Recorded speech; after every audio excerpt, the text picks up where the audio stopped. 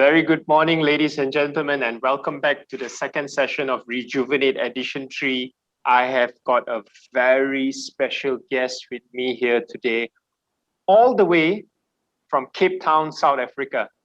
Steve Sherman, a very, very good morning to you. Thank you so much, and good morning to you. I see you're dressed for the occasion.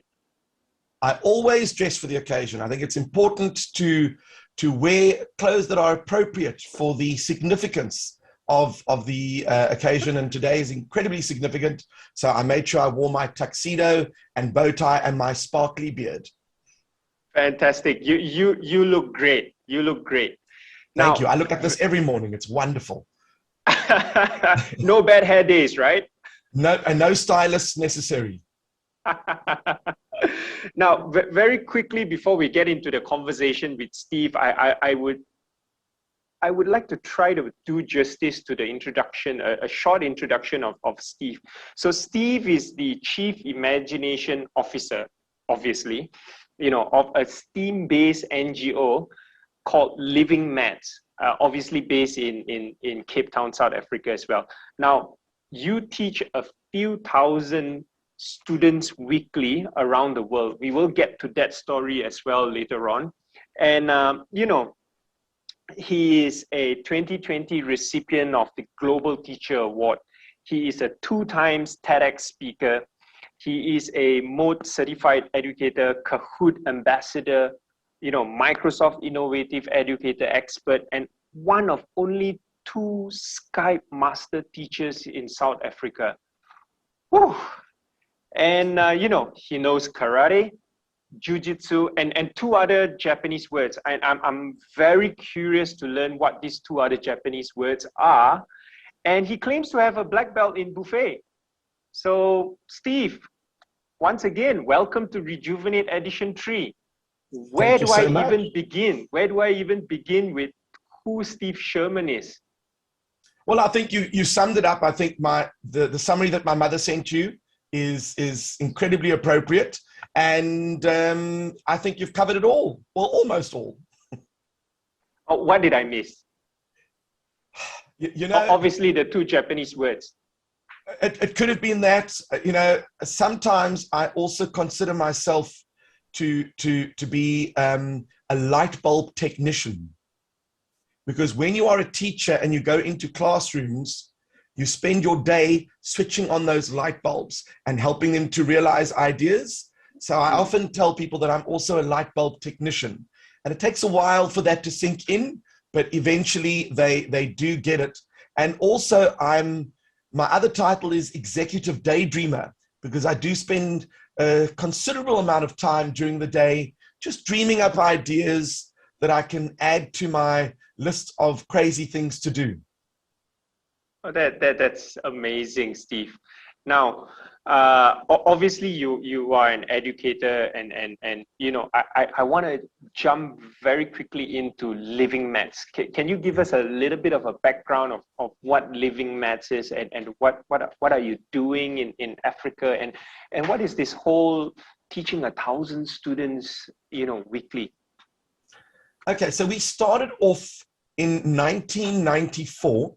2 young guys were what they call house masters. So when you've got a boarding school, you have 2 students who are in charge of the kids at the boarding school, or a section of it. And a teacher approached them and said, we've got 1 or 2 kids who are quite talented and gifted. Would you be willing to run a session with them? Maybe do some brain teasers, just do something to keep their minds occupied. And they said, sure, no problem. And they started doing it. And soon enough, there were 3 or 4 boys that said, well, we want to join in. That looks like fun. And eventually, by the end of the year, they had a group of about 20 kids. Then one of the kids had a sister at another school. And she said, we would also like to do this at our school. So they realized, maybe there's some legs in this. Why don't we start a group or an organization or a company or something to start offering these courses? And they started doing that. And then they decided, okay, we're going to expand to more schools, but we need people to help us teach. And that's when the call was put out. We're looking for zany, crazy people who are big fans of STEM. And I just finished my computer science and maths degree at the University of Cape Town. And we need someone who can work with kids. And I've done a couple of years of summer camps in America, working with kids, and in South Africa as well. And I thought, this is exactly what I want to do. So I applied, and I started working for them for 3 months. And I said to them, you guys have got a good idea, but you're not doing it properly. And they said, okay, here's a salary. Why don't you run it for us? And why don't you do it properly for us? And after 6 months of running it for them, I said, you know what? Why don't I buy it from you? And they had 2-3 schools at the time. And when I bought it from them, I then took over officially on the 1st of February, 1995. And I've never looked back since. And before the pandemic, we were teaching at about 30 or 40 schools, just in South Africa alone. And then I was doing a little bit of online teaching. And then the pandemic hit, and I became unemployed because I can't run teacher workshops. I can't go into schools. I can't run an extramural program. I can't run events. I can't run my space tour. I can't run anything. So effectively, I was rendered unemployed. But when you are a problem solver, you don't look at a situation and go, well, now it's time to apply for a 9-to-5 job. That's not me. So I have to show people that each person has a set of skills. I'm sorry to sound like Liam Neeson here, but each person has a set of skills, and we take it for granted. We don't realize how useful and powerful those skills are until we are backed into a corner and we have to use them. Now, Living Maths before the pandemic was thinking we should be going national. We should be going international. And are we going to go for a franchise model? Are we going to go for just a license model? We were just looking at all the different things before the pandemic. And then, of course, everyone was on the internet. Everyone was having online classes. This was the perfect opportunity to relaunch and start offering a digital offering. And of course, now we teach in all the different countries around the world, running teacher workshops, doing presentations, because, since 2012, I was quite a global collaborator. I was working with teachers around the world. I was using the internet. I was telling people in my first TED Talk that the internet is going to be the one tool that's going to change education forever. And 12 years later, they finally caught on. But it took a pandemic to remind them that that is the case. And this is not going to be the first or the last pandemic. And there might be other situations. So the real situation that I think we need to consider is, do we go back to teaching how we used to before the pandemic? Or do we start looking at how we need to innovate education? And hopefully what I'm doing at the moment is what I'm focusing on is how I innovate education and change the way we used to do things to the way we do it now. Just hold that thought for a little while, that two questions that you just mentioned, Steve, because we are going to segue into that. But just slightly before that, going back to you saying that you do a lot of educators training, could you give us a bird's eye view of what exactly are those training? What does it entail? How much time you got? All right, let's see. So effectively, one of the things that a lot of teachers, they struggle with is, how do you make mathematics exciting in the school?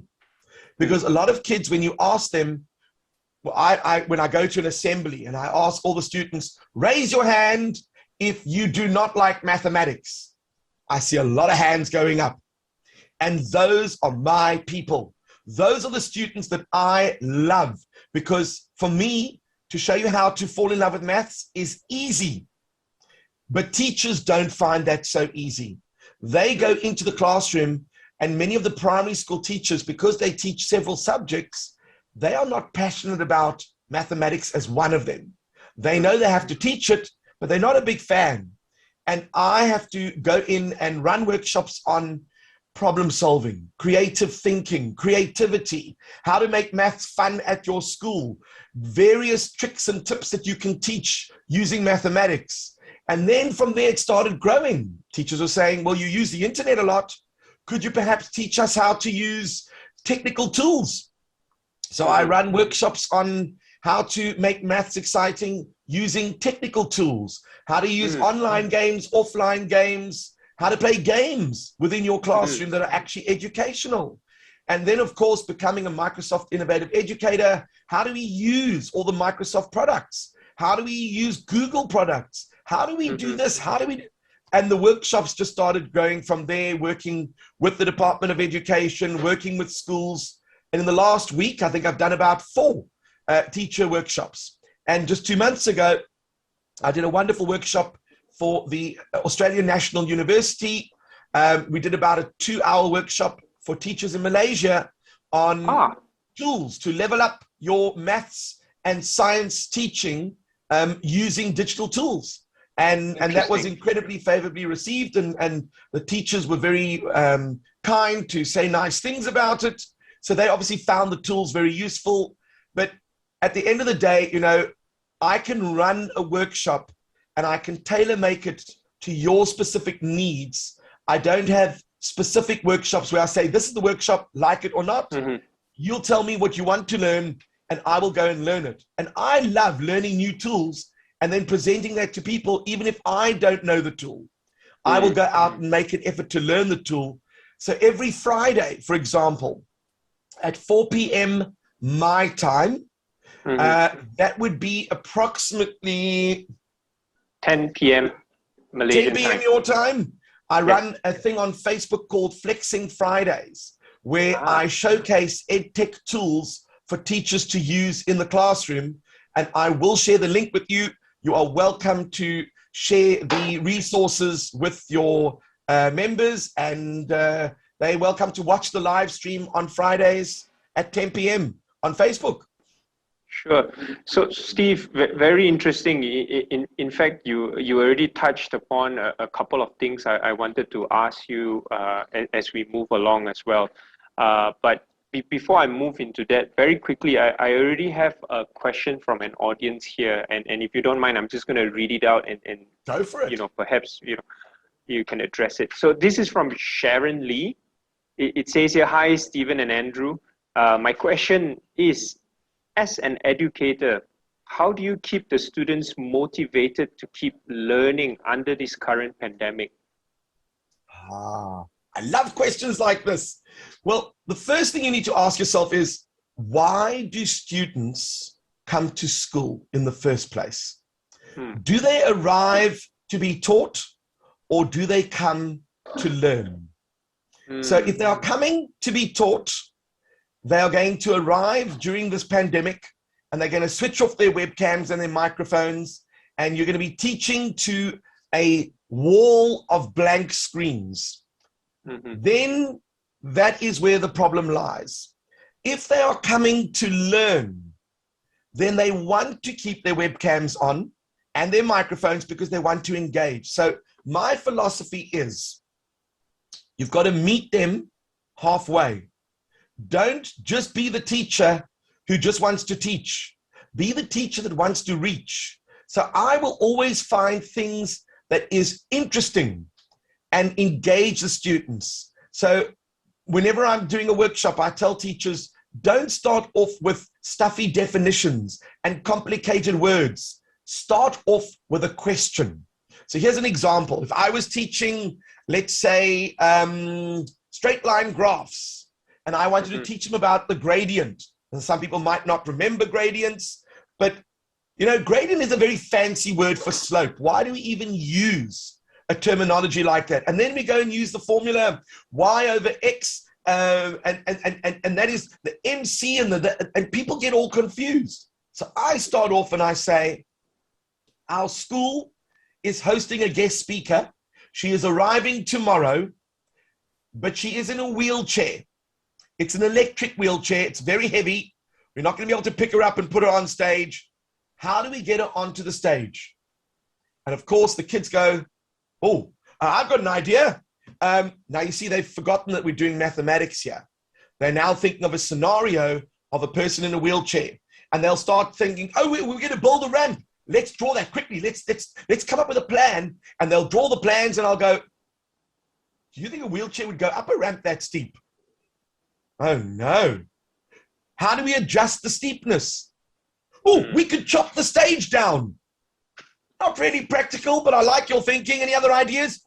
We can make the ramp longer. So we can extend the length of or we could do it in stages. One going this way, one going that way. They start coming up with all these ideas, and you can start to introduce the idea of a slope and say, well, do you agree that the slope is directly related to the height and its length? If the ramp is very tall and it's very short in length, it's going to be steep. Mm-hmm. And if the ramp is very short and very long, it's going to be shallow. And they go, well, of course it is. That makes sense. So then when you introduce them to the gradient and you give them an equation like y is equal to 1 over 3x plus 2, when they look at that 1 over 3, they think of the 1 being the height and the 3 being the length. It's going to be shallow. But if I said to them 3 over 1x, they would think of the height as 3 and the length as 1, and that's going to be very steep. So it's about introducing them to things that they can relate to. It might have been that Andrea has a skateboard and wants to do something crazy in the garden by jumping and ramping over, or even with a bicycle. Mm-hmm. How steep does the ramp need to be? And you can introduce angles and all those things. So yeah. I tell the person who asked the question, I can't remember, it was someone Lee, what was it? Sharon Lee. Sharon Lee, thank you so much for that question. Just start looking at ways of giving a context to the information, and start off with an interesting question or a video, because you want them to be engaged. Once they are switched on, you've got them. But if they haven't switched on before you start, you need to try and pull them out of their screens. And that is way more challenging during a lesson. I often offer incentives of games as well, where we play games. So if I'm working with, and your audience, are they primarily high school or primary school? Primarily high schools and youths. Okay, because, with the little ones, I always offer them a treat. If you are all going to participate and you're going to make an effort to be involved, then I'm going to play a game with you. And we'll play a game like NIM, where I hold up 10 fingers and we get a chance to take turns. You can either put down 1, 2, or 3 fingers at a time. And whoever puts down the last finger, do you win or lose? Let's see. If you put down the last finger, let's say you lose. I mean, you can change the rules as you want to go along. So someone will go, all right, I'll put down 3 fingers. And then I'll say, I put down 2 fingers. And then, of course, you say, I'll put down 2 fingers. I'll say, I'll put down 2.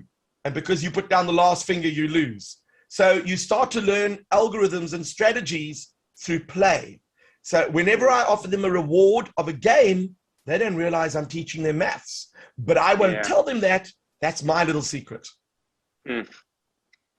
Fantastic. Now, I do have I hope Sharon, Steve has answered your question. We have another question here from Ali. Hi, Stephen. Do you think that after the pandemic ends and life is back to normal, would digital or online learning still be relevant and beneficial for students? I'm glad you asked that question. First of all, what is normal? What is normal when we go back after the pandemic? We're going to be living with this virus for quite a while. I don't believe that it's just going to end because you vaccinate the whole population. With the number of variants and things that are going on, this is going to probably be another 2 years in the making. It might become a lot more controllable, but it's certainly going to become an issue. The other issue that I think is important is that students, before, if they couldn't come to school because they were sick, they could now still join in from home. Some teachers say, well, you know, if you're sick, then you should be resting and you shouldn't be joining in. But at the end of the day, you know, it means that if a teacher, for example, wants to meet with 15 parents, it's quite an organized thing where you have, you know, one teacher and all these parents coming to the school. It's time. It takes to travel there, to travel back. You've got to get a babysitter to look after the kids. Now, for example, the teacher can go online, meet with all the teachers, and then you can make appointments individually and meet them online. It becomes far more efficient. So I can't imagine teachers wanting to go back to the in face-to-face meetings when they can make it far more efficient and share things. You know, sometimes you've got to pull out a file for each child. Here you could just put it on the screen, talk to each other. Next, put it on the screen. You can show the Google Classroom. So I think that post-pandemic, if you want to call it that, I think a hybrid situation is going to be important. And I think that, for example, kids should maybe only come to school 3 times or 4 times a week instead of 5 times. And in some cases, in some countries, it's 6 days a week. Because at the end of the day, you want to rather let them work from home. They can do project-based learning. They can do global collaboration with kids around the world. You've got to think of all the positives that the digital tools can bring you. And now, for example, today we've got me speaking in Cape Town with you somewhere in Malaysia, I assume.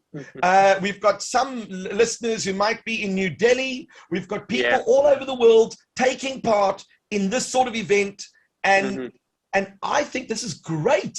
Why would you want to leave this behind to go back to just a regular thing? Because then I wouldn't get a chance to meet you, and you wouldn't get a chance to hear me, and you wouldn't get a chance to go back to your teachers and students and say, he's sharing all these free resources, which I will be doing.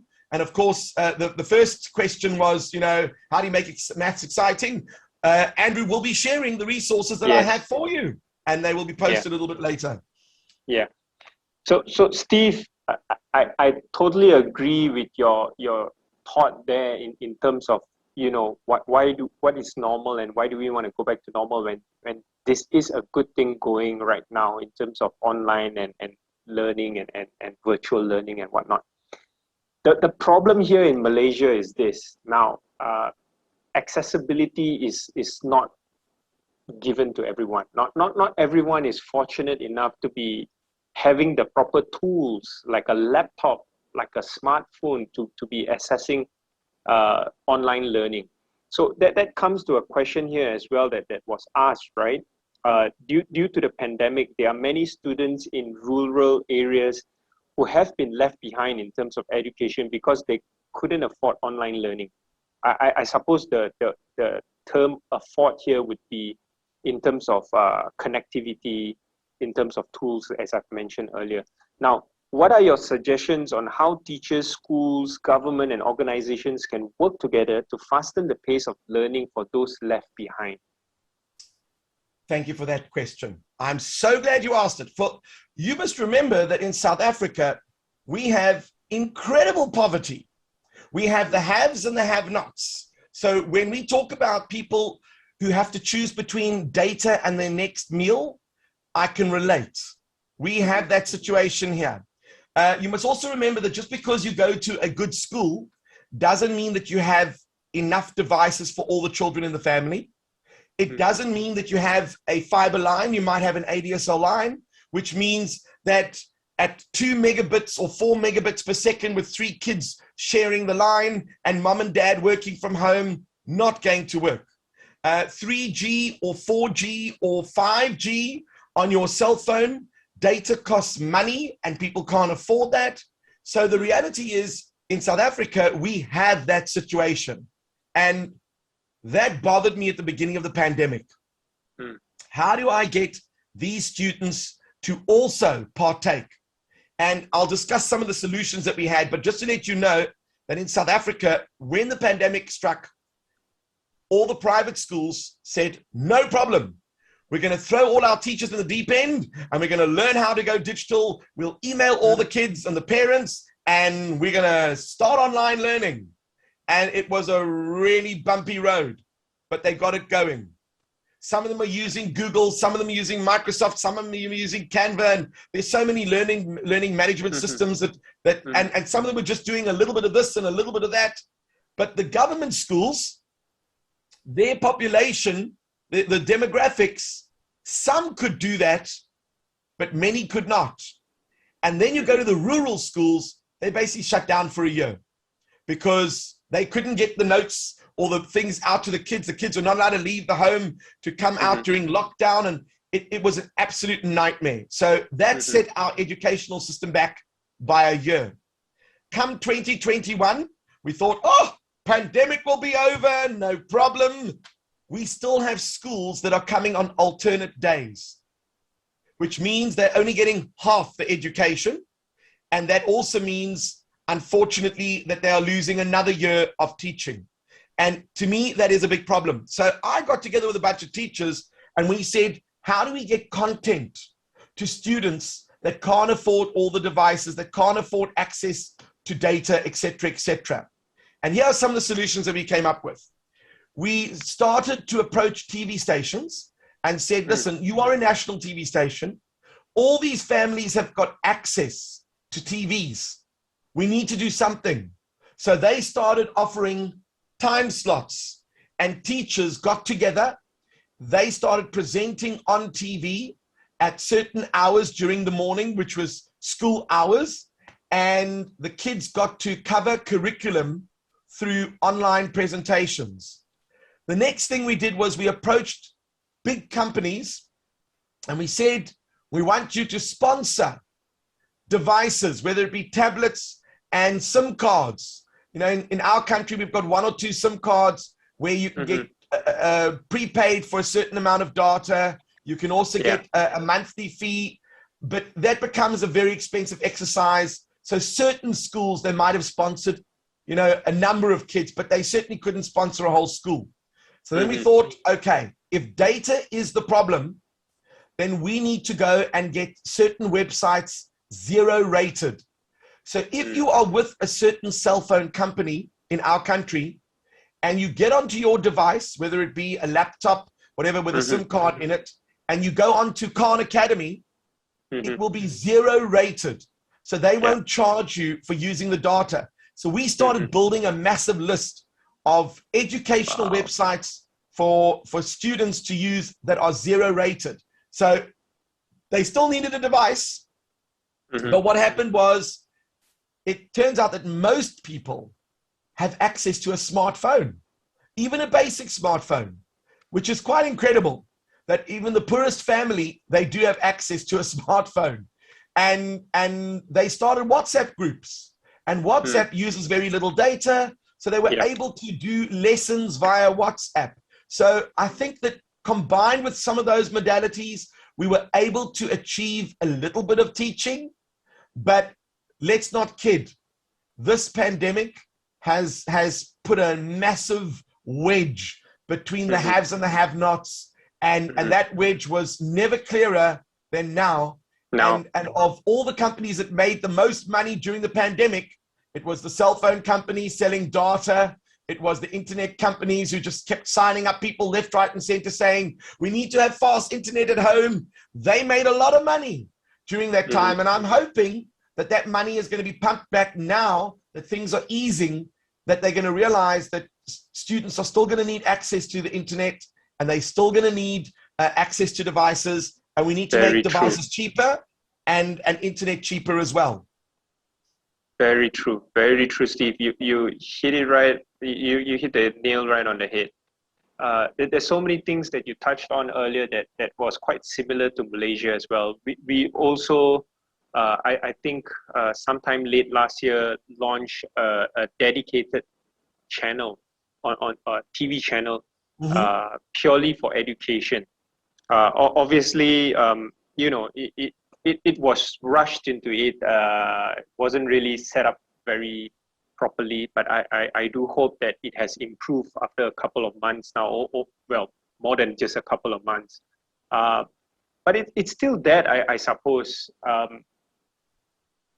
You touched upon how, from Sharon's question, right? How to motivate the students. I think that's the biggest challenge today in online learning. But you did give a ton of tips earlier, and you will be sharing the resources later as well. So I do hope educators that are listening in to us today will look out for those resources as we post it later on. Now, I have one kind of a question. Good morning, Steve. This is from Billy. Will you be open to doing a session again virtually for educators for free? And it comes with an emoji with a smiley, sweaty face. Of course. You just have to make contact with me and we can definitely make a plan. Yes, okay, that is fantastic to hear, Steve. Now, beyond Living Maths, you seem to be involved in quite a number of things as well. And you mentioned very briefly earlier about a space tour. Could you tell us a little bit about that? That seems to be a very interesting thing. So basically, when you are teaching maths, you obviously start moving into the sciences. And I get invited to science festivals around the world, and I go and run math shows and science shows, and you start meeting people and you realize that, STEAM, not just STEM, but STEAM, you've got to include the arts as well, is so fascinating that once you get kids hooked, it's the easiest thing in the world because there are so many amazing things you can do. And I always felt that if I wanted to get a student involved with STEM, I can go and tell them that science is exciting. But, just telling something that it's exciting, they haven't really experienced the exciting part. So what I did is I dreamt up this idea, why don't I bring an astronaut to South Africa? Because I can tell you that when you are a child and you are dreaming about becoming an astronaut or going to space, there is nothing more exciting than hearing it from an actual astronaut, someone who's been to space 4 times. And we started off the space tour a couple of years ago. We did it just in Cape Town. And then, of course, other cities were going, what? Why didn't you come to us? So then we started spreading it around. We did all the different cities. And I mean, we even got an invitation by the royal family in Lesotho to travel to Lesotho and go and present there. And effectively, it was a case of what I call democratization of science, where you bring the astronaut to the people and they're not just far away, untouchable. They are there. You get to stand next to him, ask him a question, wear a space glove, touch a rock from space. I mean, just that kind of stuff switches people on. And I've always realized that when it came to education, you always need a spark. And some people, they get it from a teacher who's incredibly innovative and exciting and kind to them. Some people, it's a guest speaker who arrives at their school, speaks about something, and they go, that's what I want to do when I finish school. And then it could also be the fact that an astronaut came to visit you and you got to shake his hand or her hand. So yes, the space tour is going to continue. Am I planning other space tours? Just let me say this off the record, that I've been approached by 1 or 2 countries that are interested in me bringing the astronaut to them. And we go around and visit a couple of schools and do a few public talks. And we are entertaining the idea post-pandemic, when things are a little bit more easier to travel. Mm-hmm. But it's not just space tour. Space tour, we were reaching physically 15, 20,000 kids over a space of 3 weeks, physically interacting with that many kids. But what was interesting is that all of a sudden, space organizations were taking notice. And I was very fortunate enough a few years ago to, I must also add, I do a lot of online interviews. We've taken a break for the last few months because we've been so busy with online teaching. but I do a lot of online interviews with STEM celebrities, and I invite teachers like your teachers and students from around the world to join in, and you get to ask the questions. And often I interview astronauts and that type of thing. And one of the things I like to do is propose an idea to people, because I'm the Chief Imagination Officer. And I approached the Humans to Mars Summit and I said, you know, you guys are hosting people like Buzz Aldrin, Bill Nye. I mean, you've got the head of NASA. Why don't you let me interview them? We'll bring a younger audience in, and what do you know? Kids can get a chance to ask them questions. So I'm now being the outreach officer for the Humans to Mars Summit, which is coming up in September. Because it's virtual, you can sign up for free. I will share the links with you, Andrew. Sure. So in case any of your members would like to hear from NASA and ESA and JAXA, they will hear the most incredible speakers. And I've put in my list of requests of who I want to interview. And hopefully the interviews will start in the next couple of weeks. We're going to have a wide variety of speakers on space issues, and you will be invited to join in on the Zoom, and you can ask questions face to face, not like a webinar. We like to do the meeting thing. Of course, we will stream it live in case people want to still watch it on other mediums. But at the end of the day, I want to democratize science, and that's the way to do it, where you get to talk to the head of NASA personally. That changes everything. Amazing, Steve. And now I understand when you said earlier in the show, you know, how much time do we have?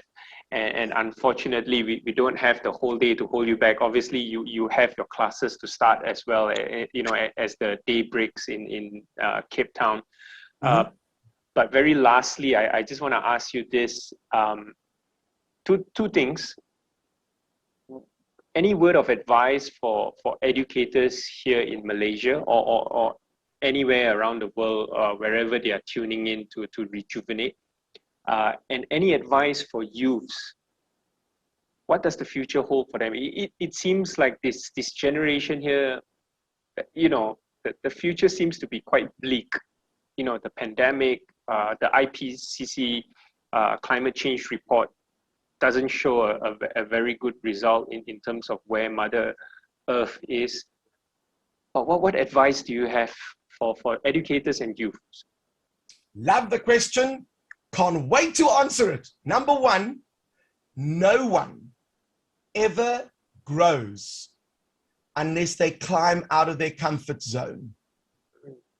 And that has always been my motto. Do things that you've never done before. You know, you had a TV station that started up in Malaysia. They hadn't even got a system going. They just started it up, and it was I don't know, problematic, and there were issues, but now it's running. It would never have happened if they'd never climbed out of their comfort zone and said, let's try something new. So I try new things all the time. So as a teacher, if something is not working, try something new. Don't be afraid for failure, because, you know, when they asked Thomas Edison, how do you feel about the fact that you failed 1,000 times when making the light bulb? And his response was, what are you talking about failure? I successfully found 1,000 ways on how not to make the light bulb. So we mustn't be afraid of failure. That's number one. Number two, you are not alone. There are global experts out there who you can tap into. You can go onto Facebook and join a community of international teachers, ask one question and get 100 different responses. Can you imagine? So why not tap into a global community? And of course, for the students, the youth of today, the fact that you call it bleak, I call these obstacles. These are small little things that might result in incredible discoveries. These are the opportunities now for students to say, you know what? I don't want to just be a lawyer. I want to be a lawyer that is going to support the green movement and look at environmental factors. Someone's going to say, I want to study computer science with the SDGs in place, the Sustainable Development Goals. Someone might say, I want to become a computer programmer to stop people from doing this or from doing that. Eventually, I will agree that the jobs of the future are going to be very different to the jobs of today. If you go back 20, 30 years, cryptocurrency wasn't even a thing. Now, all of a sudden, it's a big deal. I still won't put my money in there, but I'm just saying that it is a big deal. You look at commercial space travel. The commercial space travel 20 years ago didn't really exist much. There was one or two. Mark Shuttleworth, a South African astronaut, made a lot of money online. He was bought out by a company in the USA, bought himself a ticket to fly to the International Space Station. That was commercial space travel. Now, in the next few months to the next decade, you'll be able to buy a ticket to fly to space. Now, that whole industry is going to open up. We need airports. We need fleets of planes. We're going to need services. What happens if you open up a hotel on the moon? Are you going to be offering services? So you can imagine the types of jobs that are going to be available in the future are very exciting. That is why problem solving, mathematics, science, creativity, those kinds of things combined with empathy, those sorts of skills are not soft skills anymore. Those are going to be critical skills if you want to participate meaningfully in the job world of tomorrow. Fantastic. Steve, thank you so much for your time this morning, and I'm glad I kind of pushed the buttons in terms of getting you to do this session so early in the morning for you. It's so wonderful. You have dropped so many gems, and we will also be connecting offline after this for you to drop even more gems, for me to compile that entire list of gems and to be shared with the audiences here today, especially the educators. So Steve, thank you once again for taking time to participate in Rejuvenate Edition 3. We truly appreciate your time, and I just want to wish you well and stay safe in this situation. Thank you, and thank you for the opportunity for me to share a little bit of my passion, because you see, I am genuinely passionate about what I do. And if you love what you do and you do what you love, then you're not really working. So today I wasn't actually working. I was just having a conversation with friends, and hopefully you get to see a little bit of the real me and what drives me to do what I do, because I certainly do love what I do. Oh, well said, Steve. And with that, we will sign off. So Steve, thank you again. I'll see you. Take care. Bye-bye. Thank you so much. Bye-bye. Hi, my name is Aru. I am one of the researchers and co-founders at Klima Action Malaysia, which is a climate justice movement here based in Kuala Lumpur. I would like to wish everyone Happy Nationals Day. Selamat Hari Kebangsaan. Greetings all, it's Conso Titus here from Melbourne, Australia. Just dropping a short little video message here to my friend Andrew Tai and all his colleagues at SNAPC at the Malaysia's premier virtual event solution provider. Selamat Hari Kebangsaan to all of you. Wishing you all a safe, healthy Malaysian Independence Day on the 31st of August. Please take care of each other and enjoy all the Independence Day celebrations. See you soon. Hello all, this is Craig Langley. I run a global business development agency based near London, and I'd just like to wish everyone a very happy National Day. Selamat Hari Kebangsaan. Hi everyone, my name is Ria Eichmann. I'm a global skills coach and an intercultural trainer based in Brisbane, Australia. I would like to wish you all a happy National Day. Selamat Hari Kebangsaan. Hello everyone, my name is Teddy Swapcheva, CEO at Innovate Circular and Sustainable and founder at SO, based in Oslo, Norway. I would like to wish you all a wonderful national celebration. Selamat Hari Kebangsaan. Hey everyone, Tyler Chin here, interview coach and founder of Transform Cultures. Just want to stop by and wish all my fellow Malaysians a selamat menyambut Hari Kebangsaan. Stay safe everyone and hope all is well with you. Happy National Day Malaysia! Selamat Hari Kebangsaan. I'm Serena, founder and CEO of Care Bear, a mental health technology startup and social enterprise based here in Hong Kong, where we alleviate depressive symptoms among youth. I hope all of you prosperity and most importantly good health, and I wish you guys all the best. Bye!